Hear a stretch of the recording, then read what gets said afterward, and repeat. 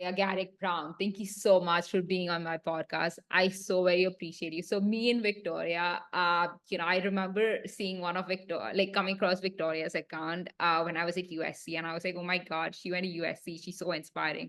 The way she turned her pain into purpose and just has been such a great advocate. Had a TED talk, started a nonprofit organization inspired by her own struggles, has now made it to Forbes 30 under 30, and is now on my podcast, which is a big thing because, I remember meeting you sometime in October 2023. 25th October. I've written down the date when you came to USC. And I remember just randomly asking you, if you could be on my podcast. I had no idea that you'd actually say yes to this. So I can't even thank you for taking the time out for this. And it's such an honor to have you here. Of course. Thank you for having me. I'm so glad to be here. I know what it's like to be a USC student. I know what it's like to be a USC student who has a podcast. I know how hard it is to get guests and to grow your show. So anytime I can give back, especially to the USC family, and help support the work that they're doing, I love the opportunities. So thank you for inviting me. I'm honored. Thank you so much. So I know that whatever I said about you is so much lesser because only you can define or tell us more about yourself in your own words. So I'm sorry, I'm so nervous. I look up to you so much that I'm, literally shaking Oh, right here. don't worry. It's just me, girl. All right. All right. So could you begin by telling our guests more about who you are, more about yourself, what your experience is like, and how do you get to where you're at? Yeah, of course. So I went to USC from 2015 to 2019, and I was studying journalism, and I thought I'd be a sports reporter. But as an athlete myself, I realized that I thought that there was a bigger story to tell, and it was really about the mental health of athletes. And I grew incredibly passionate about that conversation because of my own experiences with anxiety and depression as a student athlete. And it was really that which kind of brought me down this path that I really hadn't planned to go down, but just, sometimes in life you go through something or a door opens and it's not expected, but you want to just walk through it. And that's really what I did. And I delivered a TedX talk to share my story. And then from there, just kind of kept connecting with people and building the stepping stones that ended up being the foundation for, the business that I have today. Right. I really appreciate you for sharing that. But let's go back to the basics. So, a lot of people, straight after high school don't really know what exactly to do in life. So let's go back to realizing when was the first time that you realized that you wanted to study broadcast journalism? I think I knew I always wanted to be like a performer in some way. I liked being on a stage or in front of a camera. Like I really enjoyed that growing up, whether it was singing or being in a play or presenting in front of a whole class. So I think I knew like I'm not passionate about like theater, so I don't think I'm going to be an actor. I don't think I'm going to be a singer, although I would have loved to be a pop star. I think that's everyone's dream. So I thought like, okay, it looks like being a broadcast journalist is that perfect place where I can like be in front of the camera and I can be, commanding attention in that way. And then also talking about something I really love, which is sports. So that's just like what I was gravitating towards. I never really felt like this is my calling. I think I was just like, this maybe makes sense, which I think a lot of students can relate to. It's like, okay, this makes sense, but you know, do I feel like really connected to it in my soul? And I don't think that I did. But I also didn't, I also was like, maybe I'm too young to really know my purpose. So I didn't worry about it too much. But then, once I got there, things changed. So I know that, everybody studies something and in the end they end up changing careers, realizing that's not for them. But during your path, you realize that there was something that clicked, which made you realize that, okay, I need to turn my pain into purpose. So what was it that made you like, what was that point and why specifically you chose the topic that you chose today? Yeah. I really didn't think about it that strategically at the time, which even for me to say is wild because the person I am now, at least even in business, like everything I do has like strategy behind it, or I'm trying to optimize and I'm just trying to be like a high performer in all these ways, that when it came to sharing my story, it didn't feel like, oh, this could be a career. I mean, I didn't think if I give a TED talk, I'm going to speak again on a stage. I thought like that was the first time I'd ever given a public speech. So, you know, I think for me, I was just like really struggling and I was desperate. And it was like my cry for help was feeling like, hey, I don't think anything else matters. I don't think the grades I get in school matter. I don't think, this silly, worrisome problem between my friend group matters. Like, I'm really unhappy and I see these other athletes who are struggling and no one's talking about it. It kind of felt like I just realized like everything else felt so superficial, and all I cared about in that moment was like being heard and being seen, because I felt like I was in so much pain and I was so alone. And then the beautiful thing about life is that when you are authentic and you do step into your power and you listen to your heart, I mean, beautiful things come from that. Absolutely. I love that you share that you came from a place of love and wanting to help people and just, wanting to turn your pain, what you felt into a purpose. But, how is it like from that point until after graduation? Did you ever ask yourself that question, that graduation, now what next? Especially when the people around you were, ending up getting jobs or doing something which, maybe they didn't want to do, but then for LinkedIn or, for the world, it seemed like a real career. Yeah. I was lucky to have kind of started this as a sophomore. So, my junior year, I had a YouTube channel where I was sharing more about my life and experiences as a student athlete. And then my senior year, I was like really thinking more critically about, the brand that I was building and the story that I wanted to tell and how I wanted to impact people and kind of connect with the sports community.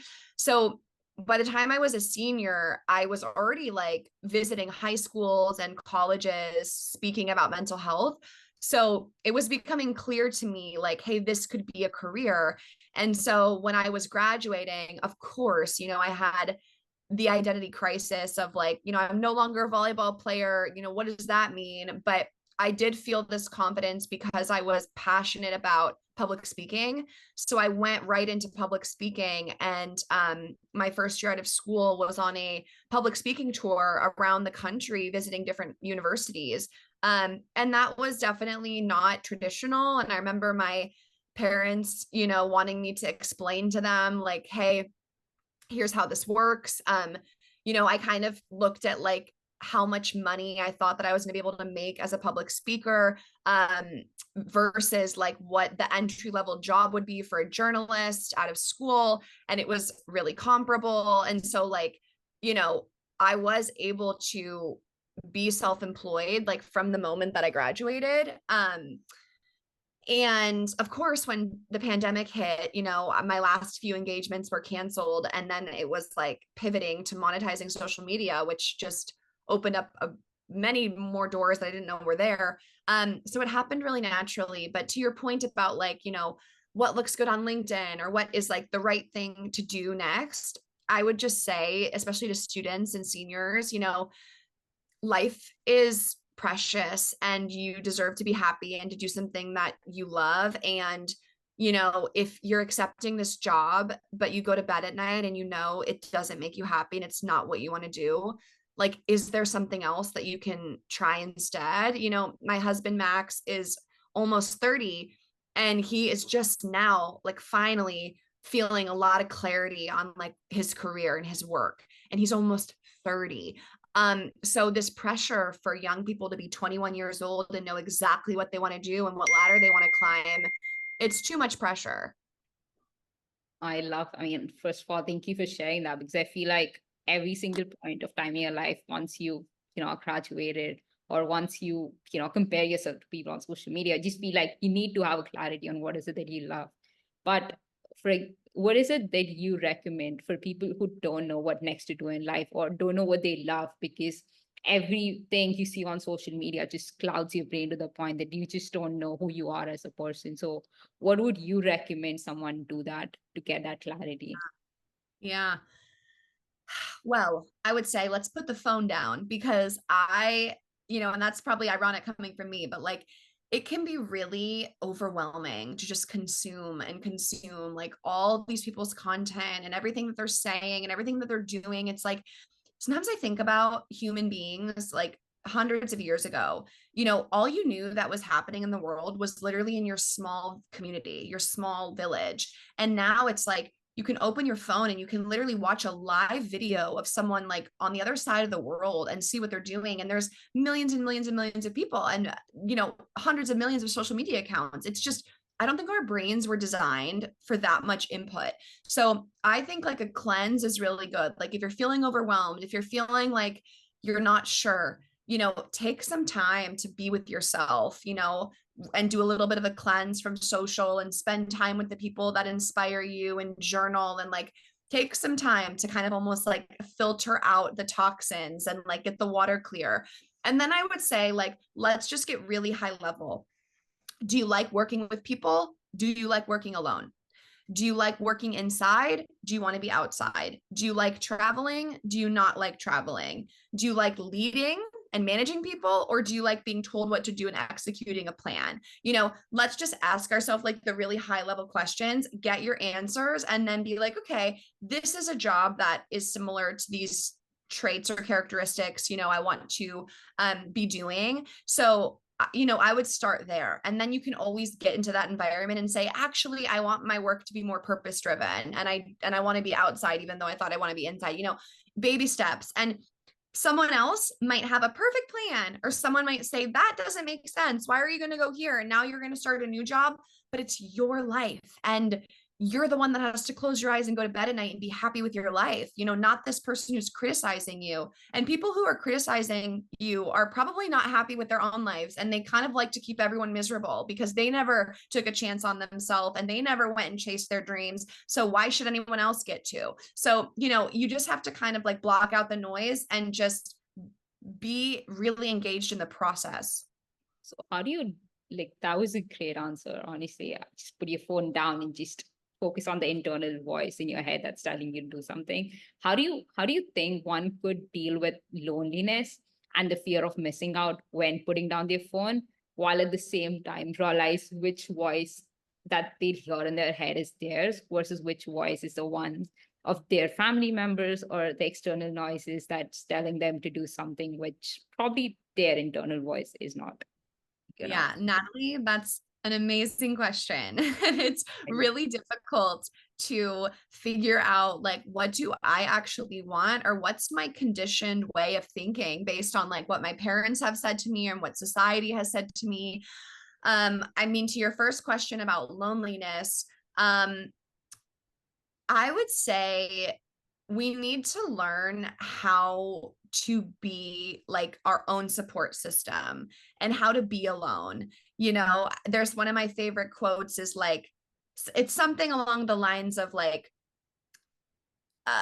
humanity's biggest issue is the man's inability to sit quietly in a room alone. It's something like that if you Google it. And it's so true. It's like the world's biggest problem is people can't sit alone and quiet. Like, AKA, where's the inner peace, right? There's not a lot of inner peace. There's all this like chaos we're all living in the world. So, I would say like spend some time to be alone. It's going to be uncomfortable. You're going to have FOMO, but like, can you lean into the discomfort and can you try to self-soothe? I try to do that a lot because I'm not perfect. I love to be with my husband. I love to be with my best friends. If I get in the car, I call someone. If I walk somewhere, I call someone. It's hard to be alone because then what does that mean? Your thoughts are going to come up and you're going to hear them, and that might not be fun. But it's important to expose ourselves to that and kind of push the boundaries. And then, how do we know which thoughts are ours and which are from other people? Reflection, therapy. I'm a big fan of therapy. I've been going to therapy on and off for 8 years. and just getting to know myself and question things and develop self-awareness. And I'd say to anyone who's really, really intrigued by this, my best friend Aubrey and I read a book called A New Earth by Eckhart Tolle. It's incredible. And we did a podcast series called So Much to Say underneath my podcast, Real Pod.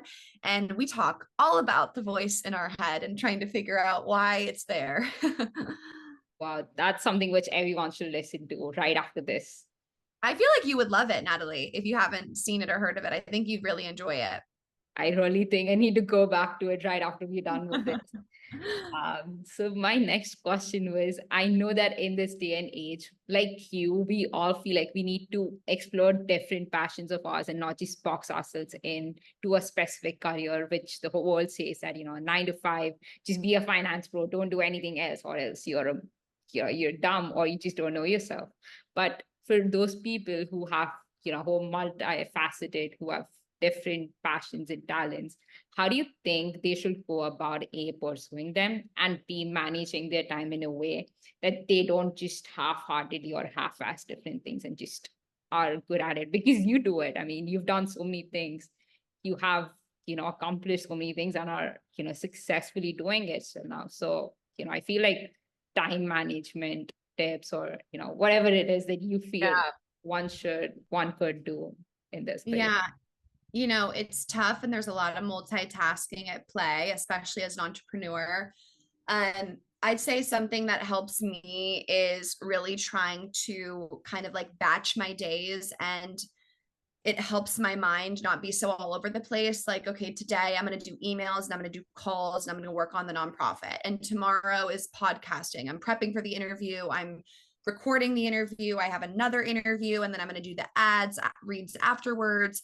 And then maybe on the next day, I'm filming content, and I'm going to be editing and in front of the camera. So for me, it's helped to try to just like really categorize and batch the days at which I'm doing different things, because it can get really overwhelming to wear like 7 different hats every single day.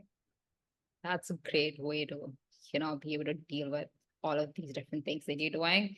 So do you ever feel like you've burnt out? And if yes, how do you deal with that burnout and kind of recharge yourself to get back at it? Of course, I have definitely experienced burnout. I would say that every time I do experience burnout, I try to like think, okay, how did I get to this point and how can I prevent it? And so I'm always trying to optimize my calendar and my schedule and my business and how I'm approaching things. So, over the years of my burning out, I've just learned like, how much travel I can really do in a month. And it might not, like, it's going to be less, I'm going to have a limit of, I'm going to do this many trips a month, and like that's that. And if someone else, there's an opportunity that is out of state, we just got to put it on a different month, or unfortunately I have to say no. And it's really hard to say no when you want to do everything and everything's awesome and fun. But I've had to learn how to say no, and remind myself that like saying no to this is saying yes to like balance, and saying yes to avoid the burnout. Like remind yourself like why you're putting up the boundaries.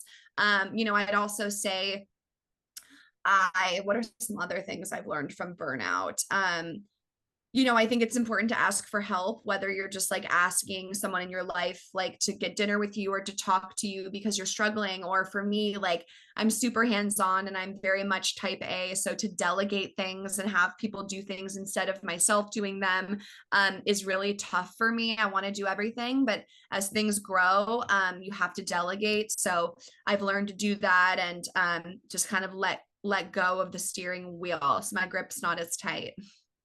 I appreciate you sharing that. I mean, as somebody who's also type A, I struggle with that. So, and I also love that you said that saying no to some things means that you're saying yes to so many things that are so much better for your own self.